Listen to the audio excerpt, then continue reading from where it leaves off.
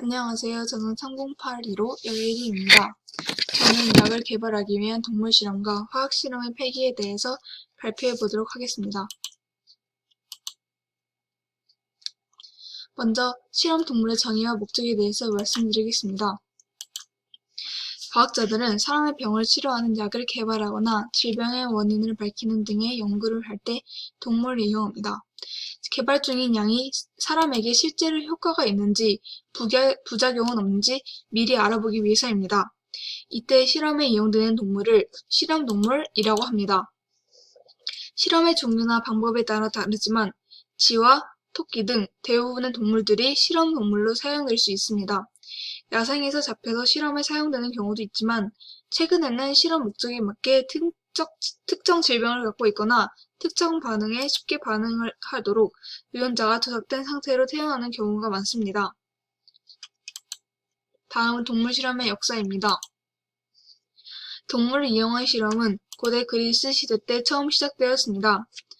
아리스토텔레스가 동물을 해부해 동물별로 장기가 다르다는 사실을 처음 밝혔다고 알려져 있습니다. 2세기에는 외계의사였던 갈레누스가 원숭이와 돼지, 염소 등을 해부해 심장, 뼈, 근육,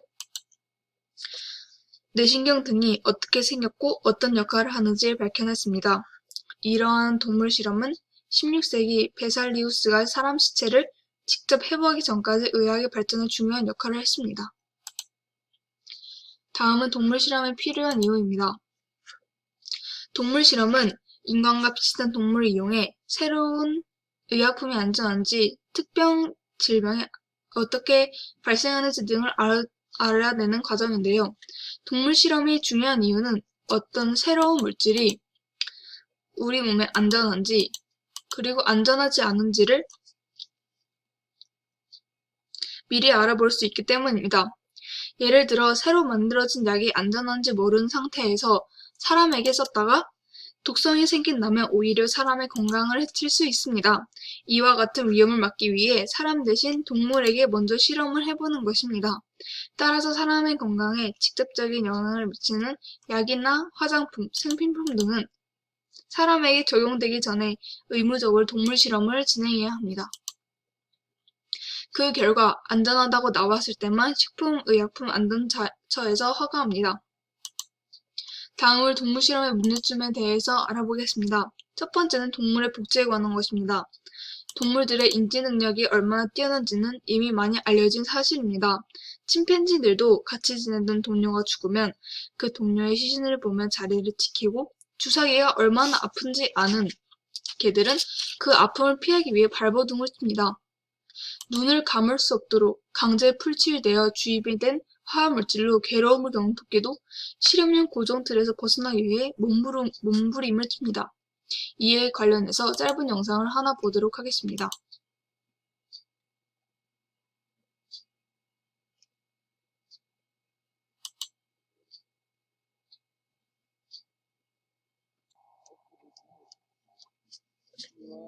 강아지 비글이죠.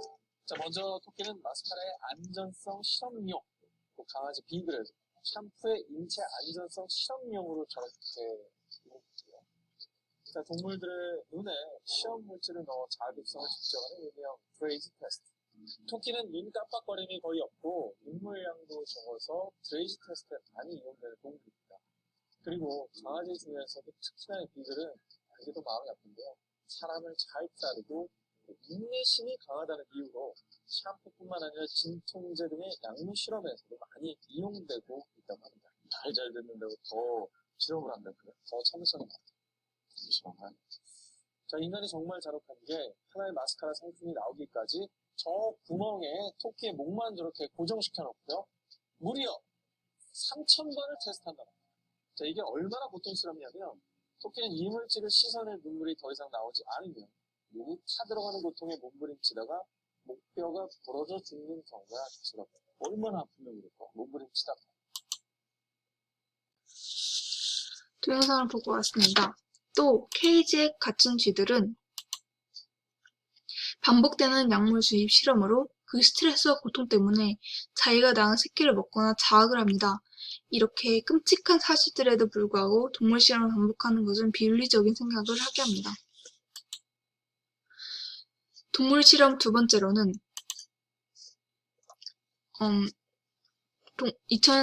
1979년 창립된 독일의 동물 실험을 반대하는 의사 모임 협회 수의학 박사 코리나가 한 말입니다. 동물 실험은 우리가 쓰는 제품의 안정성을 확인하고 아픈 사람들을 고치기 위한 새로운 치료법 개발을 위해 필요하다고 알려져 있습니다. 하지만 동물 실험은 실제로 인간을 위한 물질이 어떤 영향을 주고 위험성을 갖고 있는지 판단하기에 적합하지 않습니다.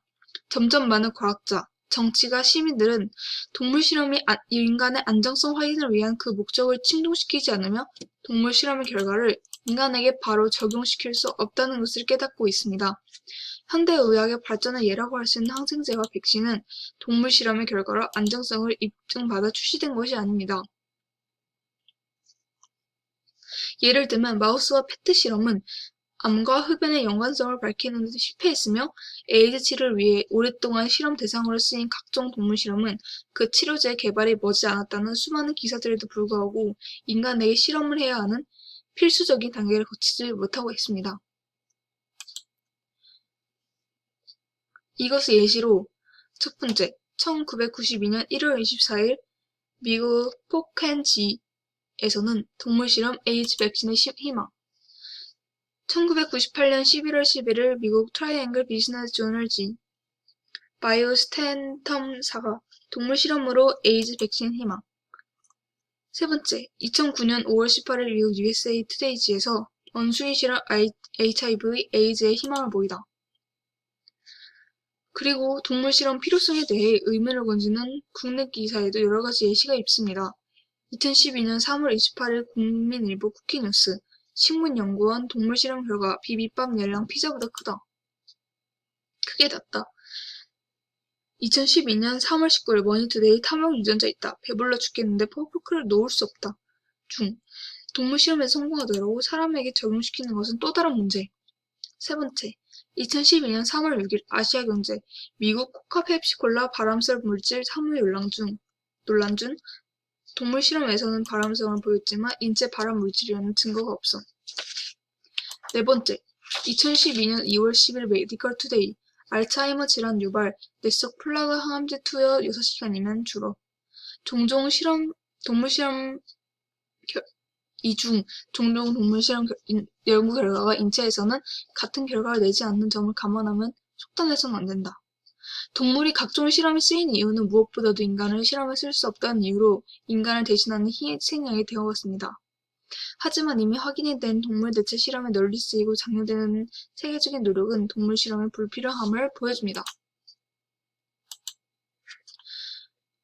이 동물 실험 대체 방안으로 오가노이드라는 것이 있습니다.